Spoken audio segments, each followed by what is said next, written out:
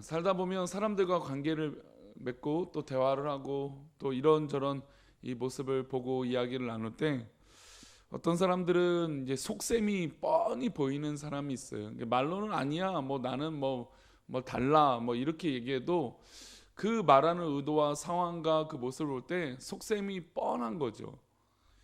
그래서 그런 속셈이 뻔한 행동을 하고 이게 이 행동들을 매체에서 보면 기분이 나쁜 거죠. 왜냐하면 속셈이 있고 이 속마음은 다른 거면서 행동은 다른 척하는 모습을 보면 왜 저럴까? 다른 원하는 것이 있으면서 왜 저럴까라고 하는 모습들을 느끼면 약간의 의아함이나 아니면 때로는 불쾌할 수도 있고 때로는 그 이중성에 대한 사람의 어떤 그런 모습 때문에 불편한 마음이 우리 가운데 생길 때도 있습니다.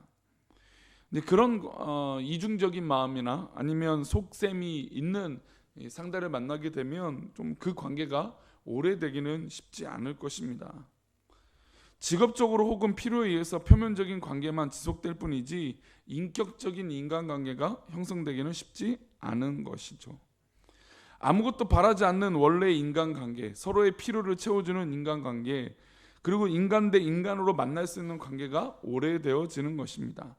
그것은 교회 안에서도 마찬가지입니다. 신앙과 신앙이 만나고 교회와 교회가 만나는데 또 성도와 성도가 만나는데 어떤 다른 속셈이나 아니면 또 그런 배려 또 때로는 필요를 채워주지 아니하고 서로에게 일방적인 그런 모습이 있어서는 아니 되는 것입니다.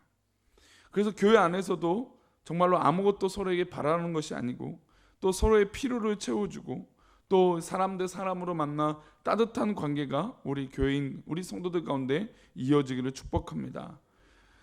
우리 주변에 속셈이 뻔한 이 표면적인 관계로만 이어진 사람들은 느낄 수 있죠. 이번에 재개발 때문에 이게 느껴지는 거지만 참 이렇게 속셈과 아전인수격으로 그냥 그 말만 아니면 정말 그런 모습들을 볼 때 여러 가지 안타까운 마음을 갖게 됩니다. 오늘 본문에 나오는 이 수넴 여인과 엘리사가 어떻게 보면 굉장히 인격적인 관계를 서로 맺고 있고 또 서로에게 필요를 주고 있는 어떤 그런 정말 하나님 보시기에 아름다운 이 교제를 하고 있는 것 같습니다. 성경은 수넴 여인을 이렇게 소개했죠. 우리 8절 말씀인데 읽었던 8절 다시 한번 읽어봅니다. 하루는 엘리사가 수넴에 이르렀더니 거기에 한 귀한 여인이 그를 강건하여 음식을 먹게 하였으므로 엘리사가 그곳을 지날 때마다 음식을 먹으러 그리로 들어갔더라. 성경은 그녀를 귀한 여인이라고 소개합니다. 우리 사랑하는 우리 성도님들, 우리 남성분들도 마찬가지고 여성분들도 마찬가지지만 하나님 앞에 귀한 분들이 되시기를 축복합니다. 이 귀한 여인이라고 하는 뜻은 이샤, 게돌라라고 하는 히브리어를 쓰고 있는데 이 고귀하다라고 하는 의미를 담고 있습니다. 그러니까 그 지역에 정말 보배로운 사람, 귀한 사람이라고 하는 평가를 받는 것이죠. 물론 이제 이 나이가 많다라고 하는 의미도 담겨 있습니다. 그러니까 이 수넴 여인은 어느 정도 나이가 있음에도 불구하고 그 지역에서 고귀한 정말 보배로운 여인으로 그 지역에 이 수넴에 정말 귀한 여인으로 있었다는 것입니다. 그리고 이제 강건했다. 그러니까 이 엘리사가 지나가면서 음식을 먹게 하기 위해서 강건했다라고 하는 강건이 나옵니다. 이 하자크라고 하는 이 단어는 붙잡았다라는 뜻이에요. 그러니까 말로만 이야기해서 우리 집 와서 음식을 먹으십시오 엘리사 선지자님 이게 아니라 몸을 붙들고 빨리 와서 식사하시고 그리고 전도 일들 하십시오. 왜 그러냐면 엘리사는 엘리야와 마찬가지로 이 순회 전도를 하고 다녔던 사람입니다. 베델도 가서 여리고도 가서 복음을 전파하고 또 이 지역 가운데 이 우상과 이 모든 하나님께서 원치 않은 것들을 하지 말라고 이야기하고 또 때로는 후배들 즉 후배 목회자들을 양성하는 사역들을 하게 됩니다. 그래서 사실은 이제 지금은 요즘은 이제 그런 건 없지만 이제 그 예전에는 신학교 건물에도 빌딩에도 이런 신학교들이 많았잖아요. 그래서 그 모토가 되는 이 모델이 어디 있냐 보면 보통 엘리사를 두고 엘리사를 두고 얘기합니다. 왜냐하면 이 순회 전도도 하고 또 복음 전파도 하고 후배 양성을 하는 거죠. 그러니까 목회를 하면서도 이제 신학교를 조그만 걸 차려갖고 그 말씀을 가르치겠다 이런 것들이 있습니다. 근데 뭐 그런 모습을 이 엘리사가 가지고 있었죠. 그러니까 엘리사가 동네마다 복음을 전파하러 가게 되는데, 특별히 수넴에 도착했던 이 고귀한, 이 보배로운 이 여인이 이 엘리사를 붙들고 대접하고 그에게 먹을 것을 주었다는 것입니다. 그래서 음식을 먹게 하였는데 엘리사가 그곳을 지날 때마다라는 것이죠. 그러니까 엘리사가 복음을 전파하고 어떤 그런 사역들을 계속해서 잘 감당하고 있는데, 이 수넴 지역에 가기만 하면 음식을 먹으러 이 수넴 여인을 만나고 또 거기서 생활을 하고 또 전도도 하고 또 복음을 또 후배를 양성하기도 했다는 것입니다. 그러니까 복음을 전파할 때 필요한 게 어떻게 보면 거점이 필요했던 것이죠.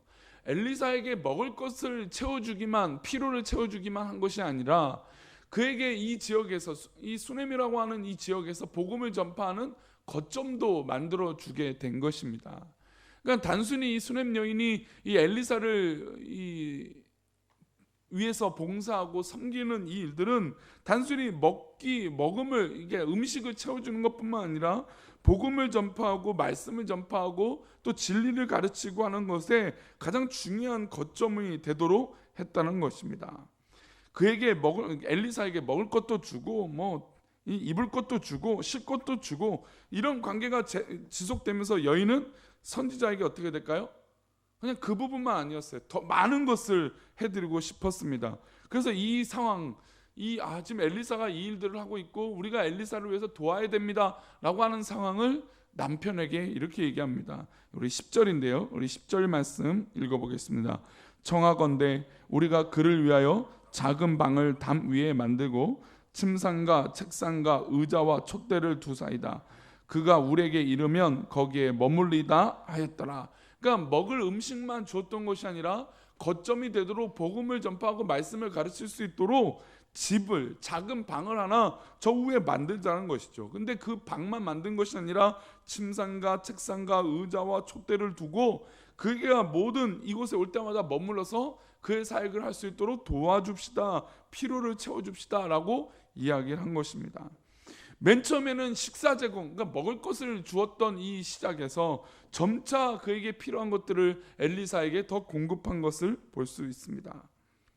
자, 그러면 엘리사 입장에서 얼마나 감사해요, 그렇죠? 이런 귀한 이 여인의 섬김과 이 고귀한, 그렇죠? 거기 그 당시 그 지역에 이 고귀한 보배로운 여인을 만나서 이 사역들을 참 감사함으로 감당하게 되니 얼마나 감사합니다. 근데 이 본문은 여기서 끝나지 않죠. 왜냐하면 엘리사도 피로를 받았으니 피로를 채워주는 목회자잖아요, 사역자잖아요, 선지자잖아요. 그래서 이렇게 얘기를 합니다. 13절인데요. 엘리사가 자기 수하의 게하시에게 사안에게 이렇게 얘기합니다. 13절 말씀 읽어봅니다. 엘리사가 자기 사안에게 이르되 너는 그에게 이르라. 내가 이같이 우리를 위하여 세심한 배려를 하는도다. 내가 너를 위하여 무엇을 하랴? 왕에게나 사령관에게 무슨 구할 것이 있느냐 하니 여인이 이르되 나는 내 백성 중에 거주하나이다 하니라. 엘리사는 여인의 세심한 배려에 큰 감사함을 느꼈습니다. 사람의 마음을 헤아리는 세심한 배려였습니다. 그래서 여인에게 왕에게나 군사령관에게 필요한 민원이 있으면 나에게 말하라는 것입니다. 이게 무슨 얘기냐면 엘리사가 그만큼의 영향력이 있었기 때문에 내가 도와줄 수 있는 민원이나 아니면 건이나 이런 것들을 만나면 내가 도와서 해결해 주겠다 이럽니다. 근데 그 여인이 이렇게 얘기하죠. 저는 사심이 없습니다. 내가 이 백성 중에 거주하는데 전혀 불편함이 없습니다. 그런 말씀하지 마십시오 라고 하는 의도로 이 말을 하고 있는 것입니다. 엘리사도 받기만 했던 것이 아니라 그 여인을 실제로 돕기 위해서 이런 말들을 했다라는 것입니다. 그리고 세심한 배려를 받았도다라고 할 정도로 그 여인의 배려에 인정을 한 것이죠. 감사함을 표현한 것입니다. 이 부분을 사실은 목회자와 성도의 관계로 이야기하는 경우들이 있습니다. 그러니까 성도가 목회자를 이렇게 잘 배려하고 필요를 채워줬을 때 또 목회자가 그에 대한 감사를 하고 그를 위해서 기도해주고 그의 필요를 채워줄 수 있는 목회자, 영적으로나 육적으로나 이런 모습을 얘기합니다.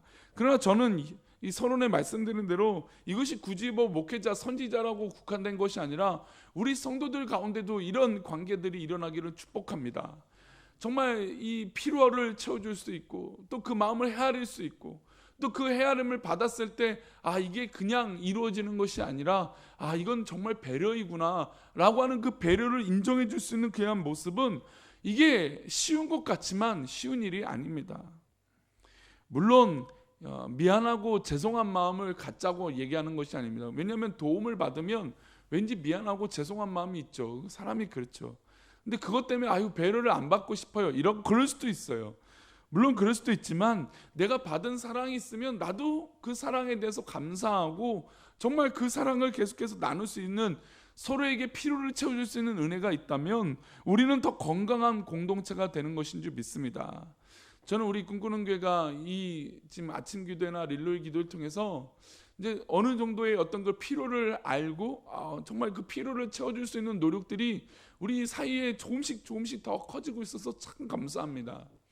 그런데 저는 좀 더 나아가서 이 필요를 일방적으로만 주고 받기만 이렇게 하는 것이, 한쪽으로만 치우치는 것이 아니라 서로에게 인격 대 인격으로, 관계 대 관계대로, 사람과 사람으로 만난 그런 이 교회 안의 교제가 참으로 이루어지기를 축복합니다.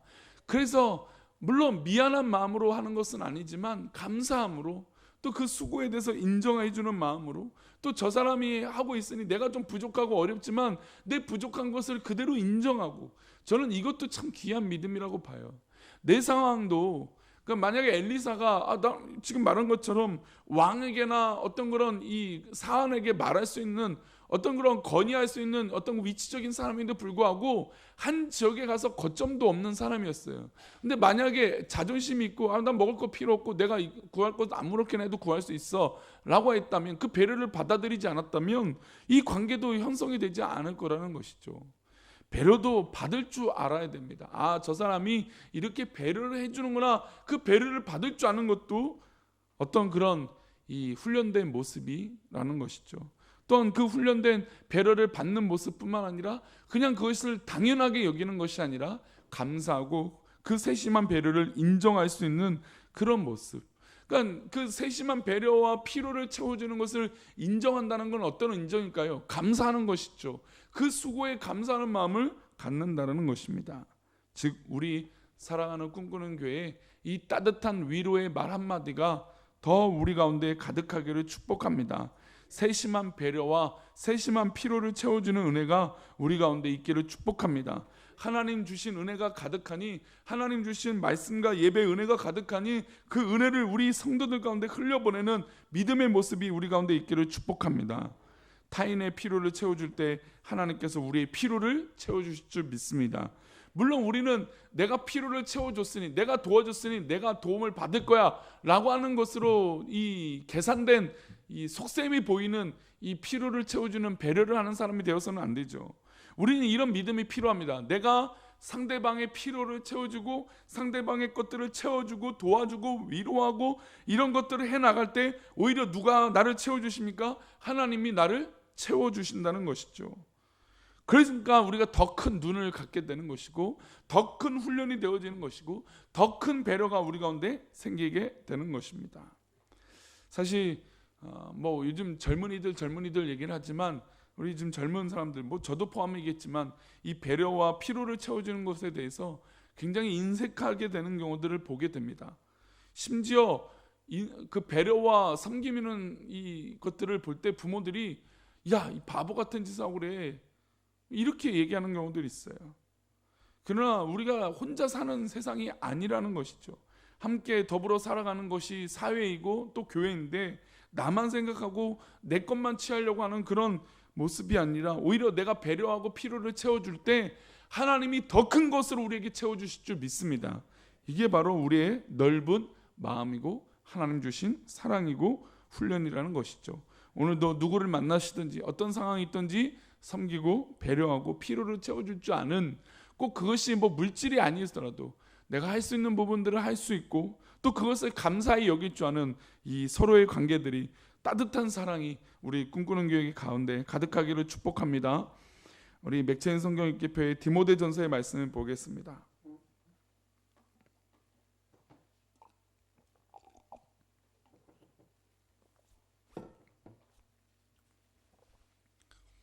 디모데전서 1장의 말씀입니다.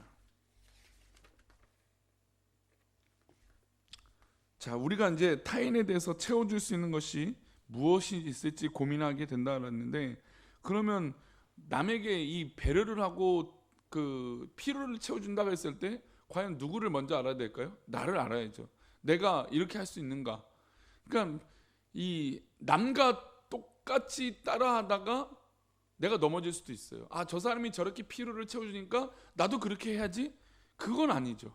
내가 할 수 있는 부분들을 정확하게 알고 내가 그 부분에 대해서 채워줄 수 있는 사람, 그래야 이제 소위 말하는 오버페이스가 되지 않는 것이죠. 그런 의미로 볼 때 내 자신을 정확하게 알아야 될 필요가 있어요. 자, 우리 12절 말씀 읽어봅니다. 12절 말씀. 나를 능하게 하신 그리스도 예수 우리 주께 내가 감사함은 나를 충성되이 여겨 내게 뭘 맡기셨습니까? 직분을 맡기셨다는 거죠. 나를 충성되이 여기지 않으셨으면 나에게 뭘 주지 않으세요? 직분을 주지 않으신 겁니다. 하나님이 나를 인정하셨기 때문에 내가 이 직분을 감당하고 있는 것이고, 하나님께서 나에게 은혜를 주셨기 때문에 우리가 이 자리에 앉아 있는 것이고, 하나님이 우리를 바라보시고 우리와 함께 하시기 때문에 우리가 이 귀한 직분을 감당하고 우리 교회를 지키고 또 우리 교회와 함께 이 사역들을 감당하게 되는 것인 줄 믿습니다. 왜냐하면 나의 과거가 이미 하나님 앞에 다 낱낱이 드러났던 사람이기 때문이에요. 나의 모든 부족한 인간의 연약함이 다 우리 하나님이 알고 계시기 때문이에요. 그래서 바울 사도는 자신이 과거에는 이런 사람이다라고 얘기합니다. 우리 13절 말씀 읽어봅니다. 시작. 내가 전에는 비방자요 박해자요 폭행자였으나 도리어 긍휼을 입은 것은 내가 믿지 아니할 때 알지 못하고 행하였습니다.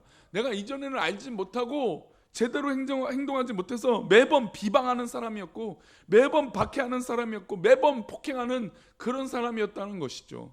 뭐 실제로 바울 사도가 사울이었을 때 폭행도 하고 뭐 비방도 하고 박해도 했지만 그게 뭐 행동만 그렇겠습니까? 말로도 그렇게 했잖아요. 우리가 잘 알고 있습니다. 사람을 살리고 죽일 수 있다는 게 말의 권세에 있다는 것, 또 우리 행동에 있다는 것. 그런데 그런 사람이었던 내가 하나님의 긍휼을 입은 것은 내가 믿지 아니할 때 알지 못하고 행할 때 하나님이 나를 긍휼히 여기셨다는 겁니다.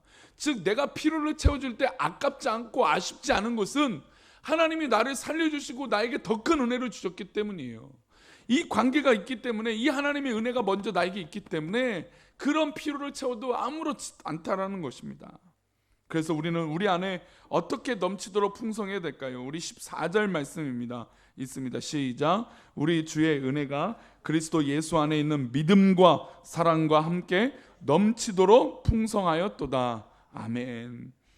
그래서 이렇게 변화된 모습으로 우리에게 직분을 주셨으니까 이제는 과거에 내가 이런 모습이었지만 내가 변화를 받고 우리 주의 은혜가 그리스도 예수 안에 있는 믿음과 사랑과 함께 넘치도록 풍성하게 될 줄 믿습니다. 보시면 믿음만이 있는 것이 아니라 뭐가 더불어 있습니까? 사랑이 있다는 것이죠. 그러니까 우리 믿음의 삶에 믿음만 있어 라고 하는 게 아니라 그 믿음에 따른 사랑의 결실들이 필요하다는 것입니다. 사랑하는 성도님들, 우리는 믿음 있게 이 자리에 앉아 있는 것인 줄 믿습니다. 그러면 이 믿음으로 말미암아 은혜를 받을 텐데 그 은혜로 말미암아 사랑을 또 결실을 맺는 우리 사랑하는 성도 되시기를 축복합니다. 사실 이 디모데전서 1장은 직분자, 특별히 목회자, 또 지금으로 말하면 이 목사일 수도 있지만 이 직분자들을 세울 때마다 늘 많이 읽혀지는 말씀 중에 한 말씀입니다. 나를 충성되이 여겨 내게 직분을 맡기셨습니다. 그러면 이제 어떻게 행동해야 되느냐? 바로 믿음과 사랑과 함께 넘치도록 예수 안에서 행동하게 되어야 될 줄 믿습니다. 즉 내가 행동하는 것 하나하나가 바로 예수 그리스도 이름이 드러나고 나타나는 것입니다. 우리 꿈꾸는 교회 또 이 아침 기도에 나와 하나님 앞에 기도하는 우리 사랑하는 성도님들은 이 믿음과 사랑이 넘쳐 서로에게 필요를 채워줄 줄 아는 그런 믿음의 배려가 우리 가운데 있기를 축복합니다. 기도하겠습니다. 하나님,